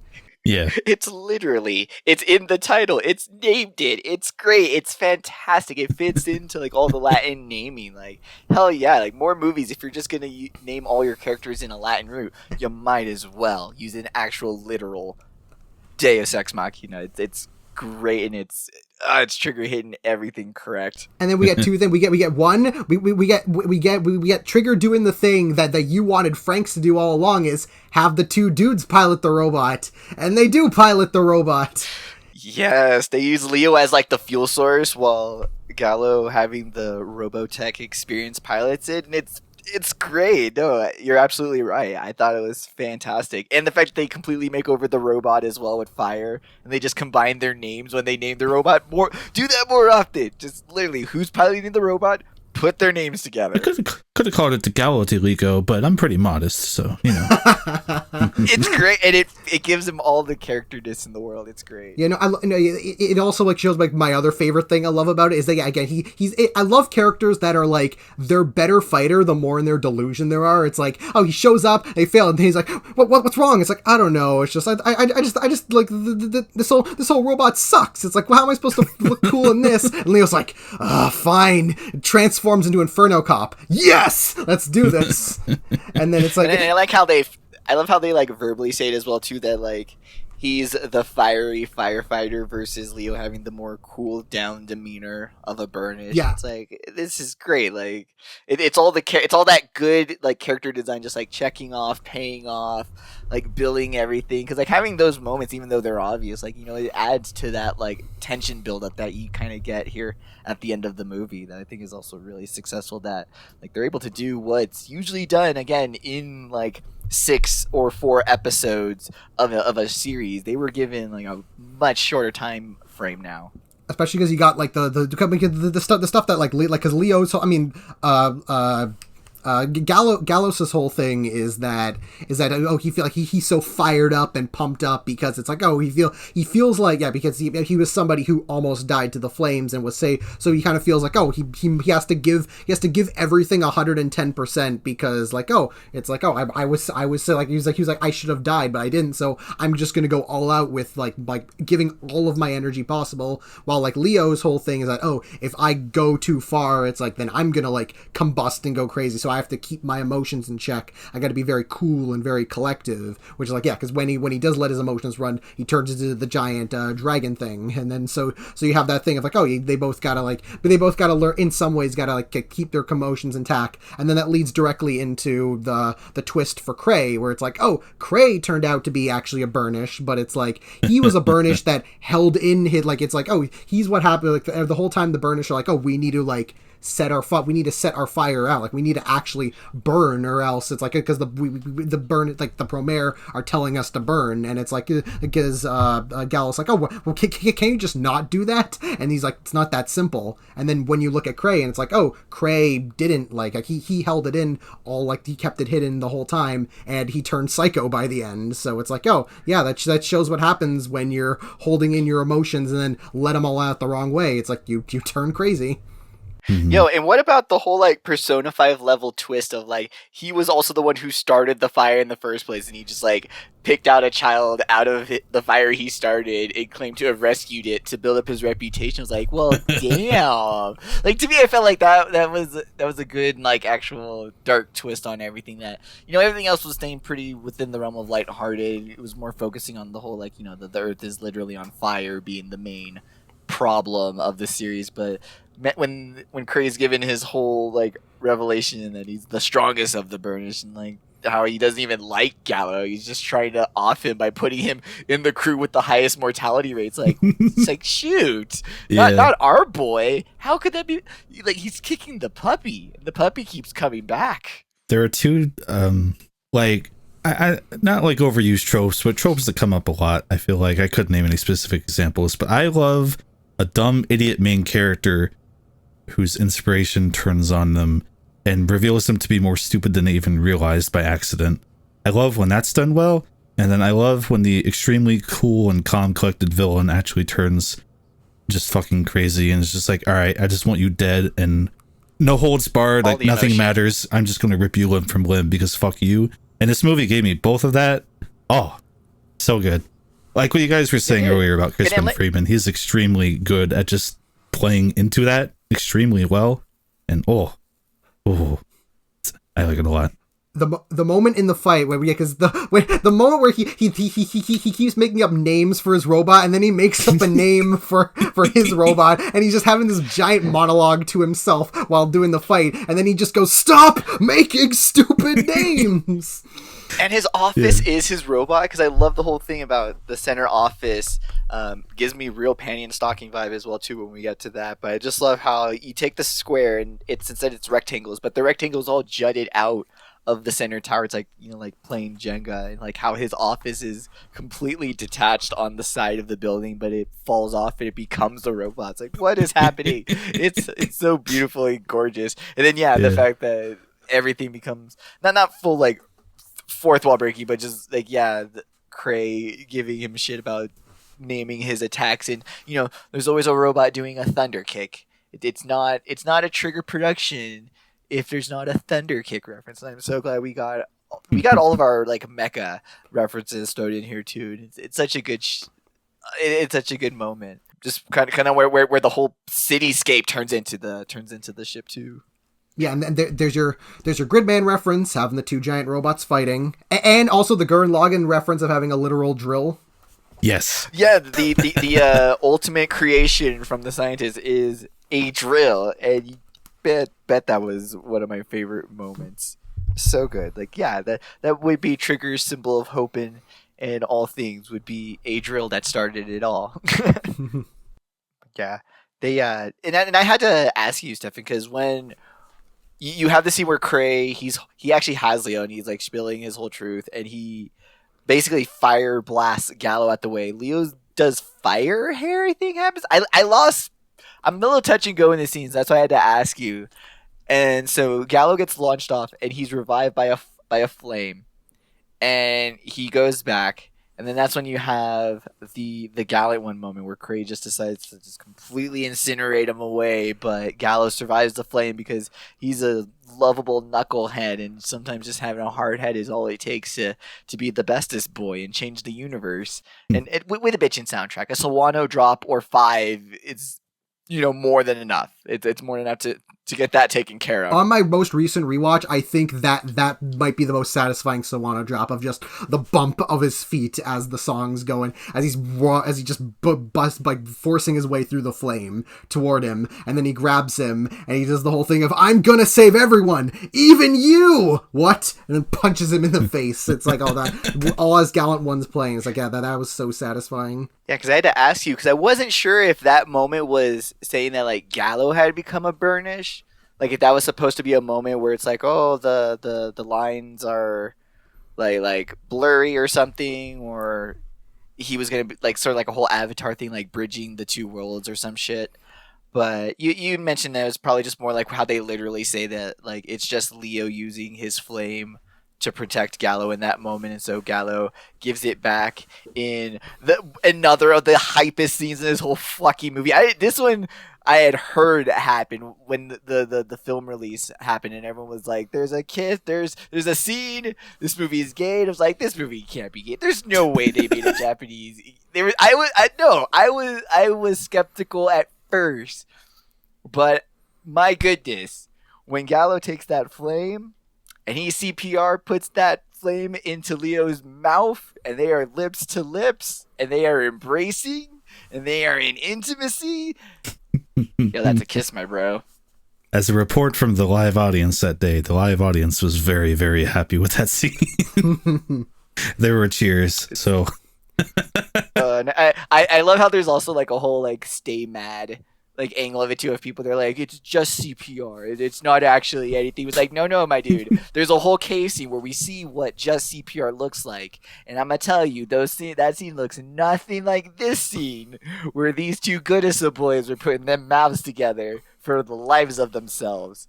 So, and what I love immediately right after this is Leo wakes up, he looks at him, he freaks out, he jumps up and he starts freaking out, but he's not freaking out because he kissed a guy, he's freaking out because he lit a fire for the first time. Like, if nothing else, it just adds to Gallo's like list of why he's the goodest boy is more bi representation. It's like, add it to the list. He is 100% a disaster bisexual. Like, just fully. I mean, just with all the colors in the movie and our protagonist here, I mean, you can't argue it. And also I realized on my most recent watch is like when he's freaking out, he's doing the same thing as Mako. Like he's moving in like the Mako like hallelujah scenes of just like he's like running back and forth. He's doing like those like the animation things where like he pulls out like a flame thing. He's like, oh, it's the first time I lit a fire. It's like, oh my god. It's like he's flying around doing like Looney Tunes things. It's like, oh, it's we know how straight Mako is. Yeah, and it was like because Promare is like the very good with it is triggered like the good use of subtextual gay, because it's like, oh, it is like you see it and it's like it's the gay, but it's not like it ends with them being like, oh, we're a couple, and it's like, oh, we love each other. It's like, oh, you just need all of the homoerotic tension in the movie, and it's like, yep, that is enough to be satisfied. I feel like if they went further with it, it might have been too much. It's like this isn't really the time for that. It's like it would have added a whole nother like thing to an already full plate. Like, because it is give us a kiss and we're good. It's not like because like Little Witch, I felt like, oh, they should have gone a bit further with that. Gridman, they definitely should have gone a bit further with that. It's like, oh, like Kill It worked, like they used that very well, and yeah, with Promare they used they used the subtextual gay here very well, and I mean they're very clear. I mean, you look at all of the fan art that Trigger has done. Well, I say fan art, but official art that Trigger has Trigger has posted, and like what I mean, like recently for Valentine's Day, they G-Kids posted a tweet of like celebrating Valentine's Day by posting the picture of them two staring down at the beginning of the movie, and it's like, yeah, it's like everybody knows. It's like this isn't just like a meme. It's not just a meme. I guess it's technically a meme, but it's a meme that everyone's aware of, and it's like, yeah, for good. I think it's really good how the solution is really to just combine their burning passions. And I do think that is really nice too. Like it's also very Trigger obvious, but I do love just the whole that when they talk about like fire, flames, burn, passion, like they're talking sometimes about like the multiple meanings of that word. Even like here at the end when they decide to combine like the Leos want to burn everything to completely destroy the establishment, but Gallo wanting to protect everyone at the same time, and having that manifest as like all encompassing, basically a third impact with flames. Let's call this Impact Fahrenheit 451. No, right? Is that happening? And so they're able to fully encompass the world in flames that are not hurting people, but are just meant to, I guess in the sense of like expend the energy. They're still a flame. They're still able to burn. It's just not in a destructive sense. Like, again, so I think it's kind of cool how they're kind of playing up that they were talking about this stuff with multiple meanings, and now they're using it in like a multi-meaning way. And so then they basically supercharge their already badass robot into a big Matoi firefighting robot. Like they go full Super Galaxy Tengen Toppa Gurren Lagann, and I lose my shit every time. It's so good. This is with Inferno playing. I mean, that kind of solidifies that, like when they played at the beginning of the city, and then when they play it here, like Inferno would have been like the episode, like OP for Promare the series, and so it's great. I love how they burn up the whole planet. They create a dragon into the sun. They like fully charge up the solar system. It's some of the best shit they've done since they've like literally used galaxies as weapons in a finale. I love it. Yeah, and it does, because I'm when that happened, I was expecting it to be like, oh god, they're literally it's literally just gonna be burning everything. It's just gonna be the people left. But then in the end, like when you see it, it's just like, oh, the city looks about as destroyed as Perfect Chaos did. So it's like, it isn't that bad. They can rebuild that. It's all right. Yeah, all swelled ends well. Yeah, they're good. I do like though that the solution was to like use the actual like the time space like power that they've set up this whole time. Again, they use like his idea, they just use it like to actually come up with a solution. They're like, well then let's actually create enough burnish energy where we can just send everyone back and close up the hole.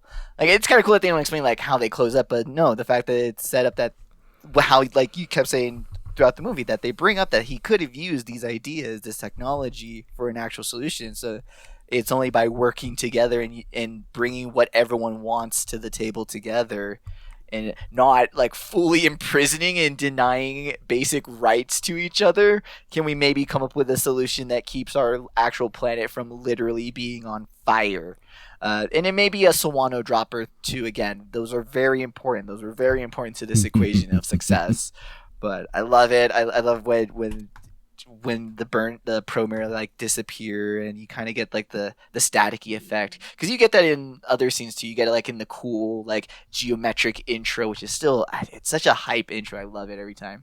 But you get it when the Promare are leaving and you get this whole sad scene, and then Leo basically has to re-explain what the fuck happened, because I know the first time I watched I was like, what the fuck happened, because they didn't even charge up an attack, so like I was super confused what our big moment like actually did, what had happened. So but I was super satisfied with like just the escalation of big robot to bigger robot to space explosion to happy ending.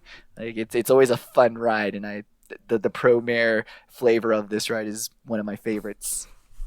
I don't know if I was reading too much into this, but it was like something I thought of when I saw the ending, because I'm like, again, this is another, since this movie about that is like about climate change in some way. Another movie that was about climate change that came out a few months after this was Makoto Shinkai's Weathering with You.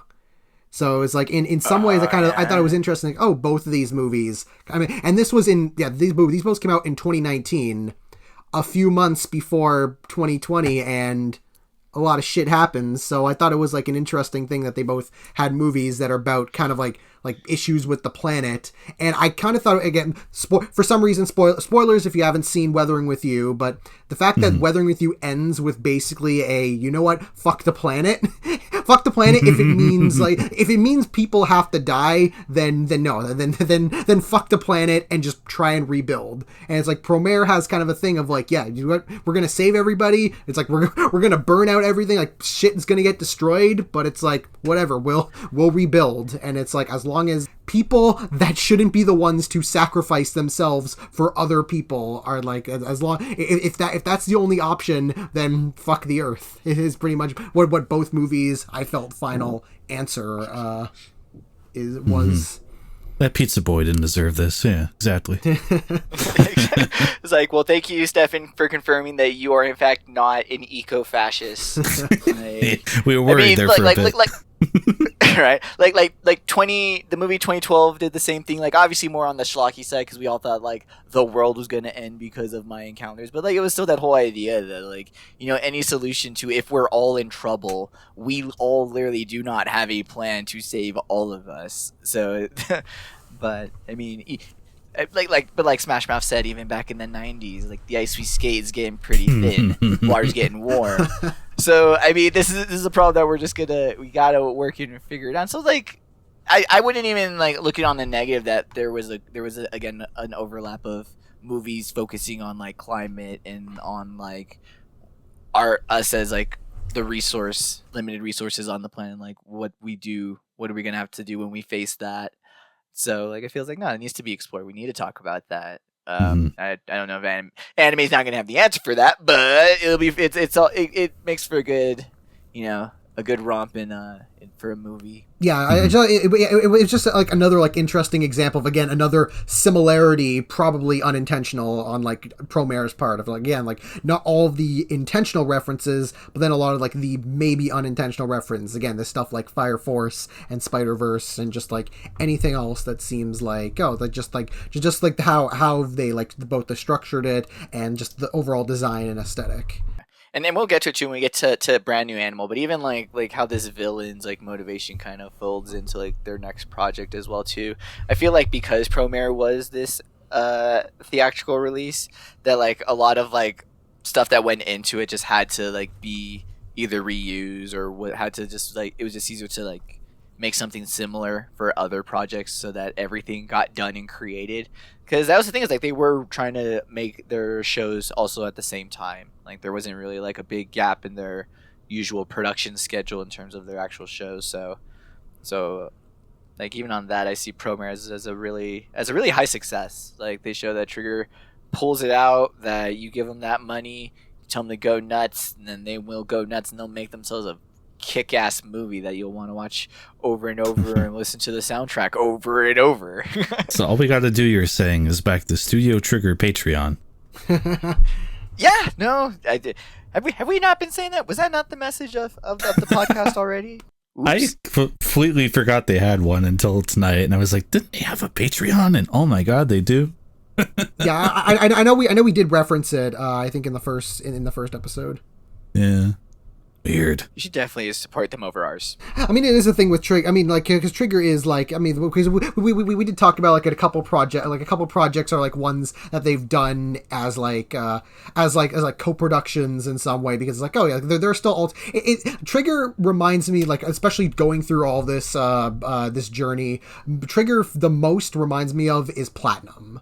Like, it both in terms of their style, the type of projects they make, their recurring themes, that kind of like the slight auteur theory regarding it, and the fact that it's like they're both the kind of push and pull between being independent and also working alongside other properties and other studios. And it's like, yeah, like they both Trigger and Platinum very much feel like built from the same cloth. I refuse to believe that you could explain to a person why the Wonderful 101 ends in space without saying the words Trigger or Gynex. Yeah. Like, impossible. Like, it's like, good luck.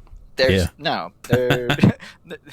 mean, Revengeance came out at the same time as Kill la Kill, and it was like, yeah, they've got a lot of similar like stylistics with them. Cut, and lots more cutting. Zandatsu, yes. I didn't even realize those came out at the same time, but yeah, you're totally right. Wow. Yeah, 2013. Yeah. And like, yeah, and it's in Platinum, like, technically they start, I mean, yeah, because, well, it's always the connection thing of connecting like Platinum and then like with Gynax, and then Gynax was like obviously like, yeah, like much earlier, and like all of the same people. So again, it's just everything kind of borrowing little bits from each other. Also, do you think maybe the old, like, the fire could potentially be a Supernatural Battles reference? Maybe. Oh shit! Because I mean, Supernatural Battles, you got the main guy, who is the other kind of crazy Chunibyo of like kind of in the same vein of Gallo, of just this very hyper guy. Only he's the one who's like, I've got the firepower. Only nobody else takes it seriously because it's useless. But then of course the burning gets more and more like greater and greater until it's like it's a flame that can't be stopped. So it's like, it's like maybe. Wow, it could be. It's really weird, just like how similar the two characters can be while being so different. But no, yeah, even down to the firepower, even down to the burning. Wow, all they did was just slap on the Kamina face to it, and also down to the like they're both like obsessed with naming things. Well, everybody else calls them an idiot. It's like, yeah. It's like they've got, Gallo and Ando are like, it's funny that of all the characters that Gallo's most familiar with, it's the one that Trigger didn't create. Wow, I think you might have to add a third circle to your little diagram. Well, no, I did in my diagram I did put because I made a diagram of all Trigger protagonists, and I put the female and males, and in the middle I put Gallo and Ando together, and then in the corners I put Inferno Cop and Ninja Slayer because they don't fit anywhere. Well, it's because Inferno Cop fits into his own spectrum. Like, you can't contain the power of Inferno Cop, which total sidebar, but I was watching the last couple episodes of Kill la Kill. The bar that Ryoku steals a motorcycle from is called Inferno. Just that. It's great.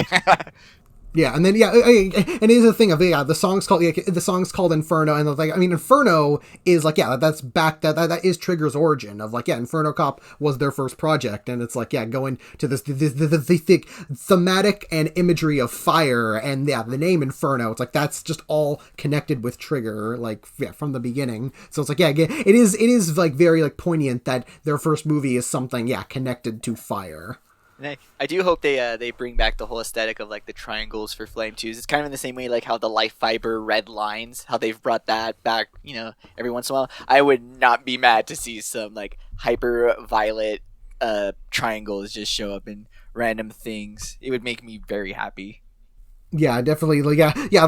I mean, again, like B. We'll talk about it a bit more for BNA, but it's like BNA, like that ends up following it like a lot on this like the aesthetic that Promare like started. But it's like, yeah, it'll be interesting to see like again if they I mean, I was about to say if they do another movie, but we are getting another Trigger movie, but it's obviously going to be like.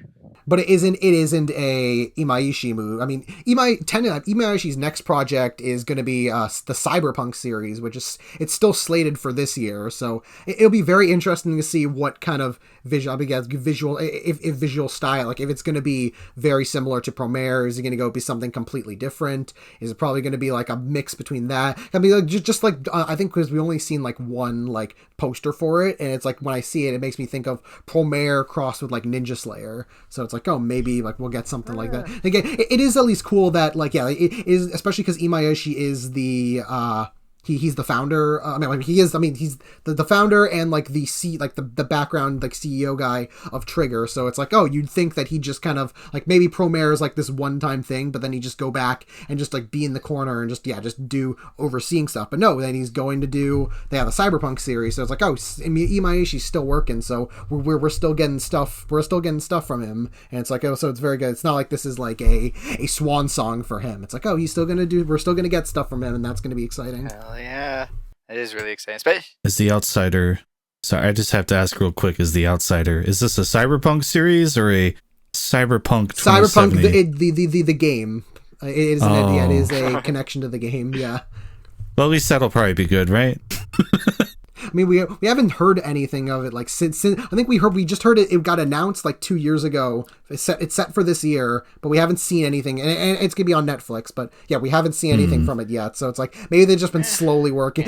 Maybe this one's actually they've been taking their time on this one. I was gonna say, from what I've gathered, like the like setup, at least for Cyberpunk 2077, like that whole world, like it's a good delivery system. So maybe just like you said, in hands that will give it some time and get it done.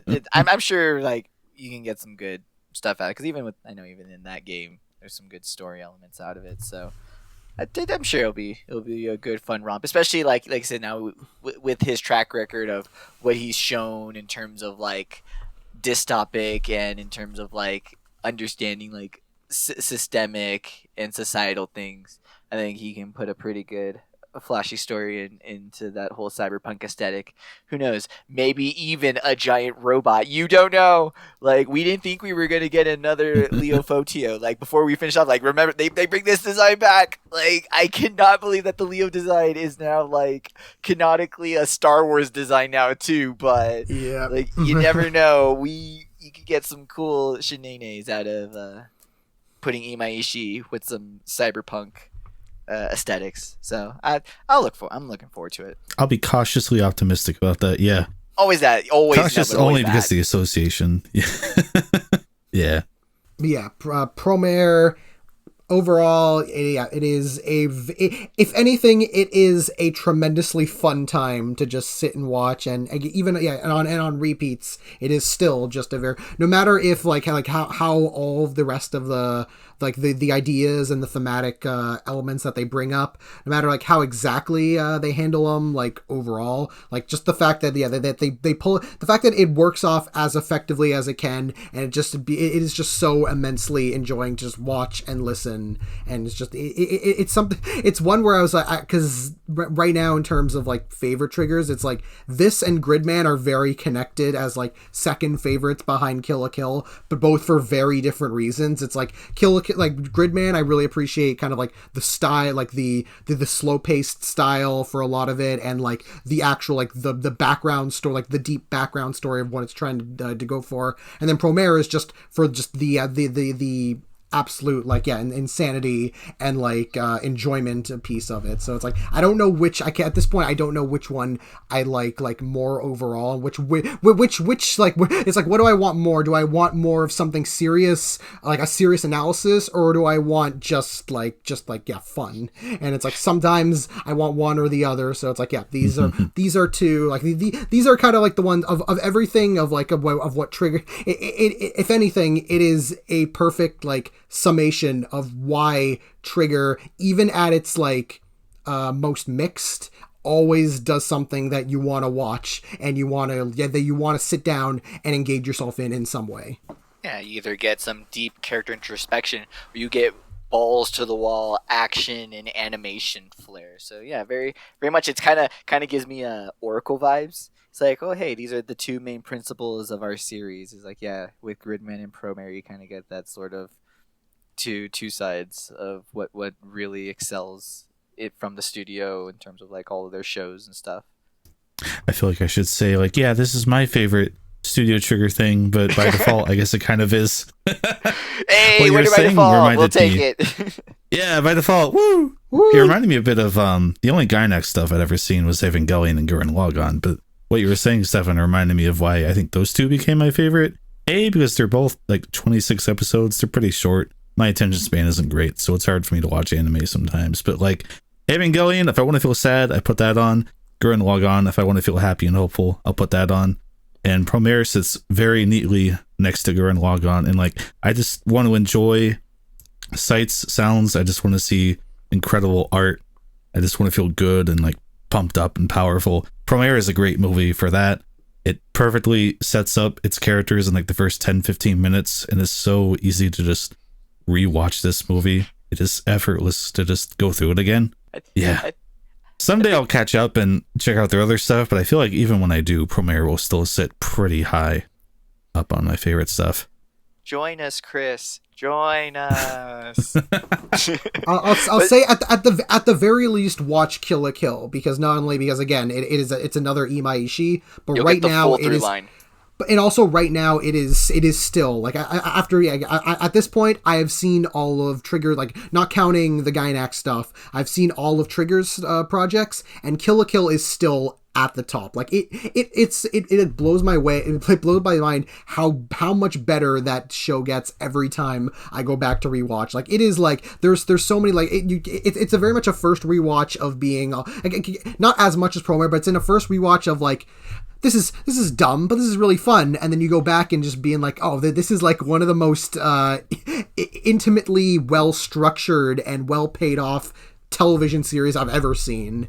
And because I hear that a lot about Gurren Lagann too, that just makes me even more excited when I go to check that out soon. Yeah. I might have to check a Kill la Kill out then. Yay, spreading anime around the world. But I just think it's kind of great. This is a good substitute for anytime you want to do like that. Oh, I'm going to watch like the last 3 episodes of a Trigger show. When you kind of, like you say, get that full like pumped upness. I love how like now there's a good quick just movie to give you the full Trigger experience, bite-sized. Like it's great. It's fun. It's accessible. Yes, exactly. Yeah, for sure.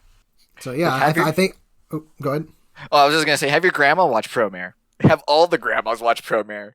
Be like, this is what y'all did. You burned the planet, and now we have to have gay firefighters save it. You say that I've been trying to kind of show my parents this movie because I'm like, if there's any anime movie I think like I could get away with showing them, it would be this. But I'm like, I just need to find the right time, and then I want to put it on and just see their faces if they just understand any. If they're just, what the fuck is this? I always try Summer War. It them about 50% success rate of getting people to actually like watch it all the way through. Yeah, honestly. I was just telling it's a movie about family. All right, so that is our long takeaway of Promare all finished up. Thank you, Chris, for joining us on this long on our usual long ramblings. Thanks for letting me come here and agree with you guys. It was fun.